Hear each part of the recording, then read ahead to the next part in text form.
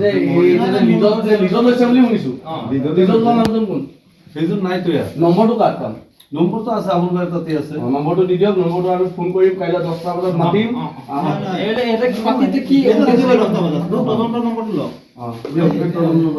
যে আমাৰ ইয়াত মিয়া কৰ্মচাৰী হওক বা মিয়াৰ কোনোবা বিজনেছ কৰিবলৈ অহা মানুহ ইয়াত আমাৰ ইয়াত নিষেধাজ্ঞা আছে।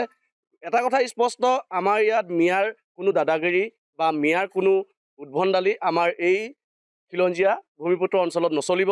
গতিকে আমি তেখেতলোকক কওঁ, যোৱাকালিও কৈছোঁ, স্বত্বাধিকাৰীকো কৈছোঁ, আৰু আজি যিজন লিজত লৈছিল তেখেতক আমি কৈছোঁ যে আজিৰ ভিতৰত তেখেতলোকে যাব লাগে ইয়াৰ পৰা।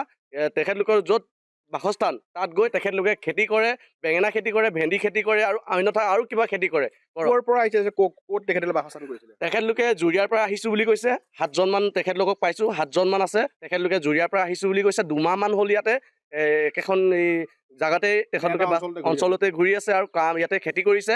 গতিকে তেখেতলোকক আমি জনামতে, যোৱাকালি জনামতে গৈ দেখিছোঁ, সঁচাকৈ তেখেতলোক 7জনমান আছে, খেতি কৰি আছিলে। গতিকে আমি তেখেতলোকক কওঁ যে আজিৰ ভিতৰত যাবলৈ দিছিলোঁ, এতিয়ালৈকে গৈছে নে আমি এতিয়ালৈকে গম পোৱা নাই, কিন্তু তেখেতলোকে অতি সোনকালে ইয়াৰ পৰা যাব লাগিব। কিয়নো বিগত সময়ছোৱাত আমাৰ এনেকুৱা এটা হৈছিল, এটা বাগানত দুজনকৈ মিয়া সোমাইছিল, তাৰপিছত 8জন হ'ল, 8জনৰ পিছত 12জন হ'ল, তাৰপিছতে 7টাকৈ কোৱাৰ্টাৰ লৈ লৈছিল। তাৰপিছত আমাৰ স্থানীয় লোকসকলে গৈ পেলাই তেখেতলোকক ইয়াৰ পৰা পঠিওৱা হৈছিলে। গতিকে এই বস্তুটোলৈ ভয় লাগে যে 1জন 2জন অহাৰ পিছত কেতিয়াবা সিহঁতে আকৌ 10-12জন বা বৃদ্ধি পাই থাকে। এই বস্তুটো তেখেতলোকৰ এটা নিয়ম আছে যে বৃদ্ধি পায়। গতিকে আমি এই বস্তুটো কেতিয়াও হ'ব দিব নোৱাৰোঁ। আমাৰ খিলঞ্জীয়া অঞ্চলত তেখেতলোকৰ প্ৰৱেশ নিষেধ। আমাৰ এইটো অঞ্চলত প্ৰায় দুখীয়া মানুহ, প্ৰায় খেতি কৰি খোৱা মানুহ।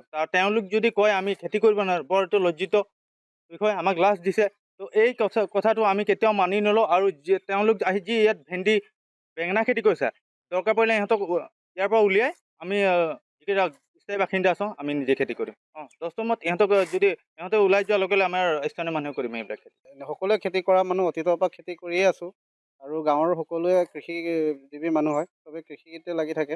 আৰু এই বিলাহী বেঙেনা খেতি চবেই কৰিব পাৰে, সেইটো মিছা কথা। তেওঁলোকে আমি নাজানো বুলি কৈছে, আমাক লাজ দিছে বাৰু। গতিকে আমি বিচাৰোঁ তেওঁলোকে অতি সোনকালে ইয়াৰ পৰা যোৱাটোৱে আমাক লাগে। চাওক, এটা কথা স্পষ্ট যে তেখেতলোকে যোৱাৰ পিছত তেখেতলোকে আজি এটা কথা আমাক কথা দিছে যে এইকেইজন মিয়া সম্প্ৰদায়ৰ লোকক আমি পঠিয়াই ইয়াৰে কৰ্মচাৰীক লৈ তেখেতলোকে খেতি কৰাৰ কথা কৈছে। কিন্তু একচুৱেলি কথাটো হৈছে লিজত লৈছিলে বাগানখন খুলিবৰ বাবে, কিন্তু ইয়াত আহি বাগানৰ আধা গছ কাটি খেতি কৰিছে। কোনে আনিছিলে?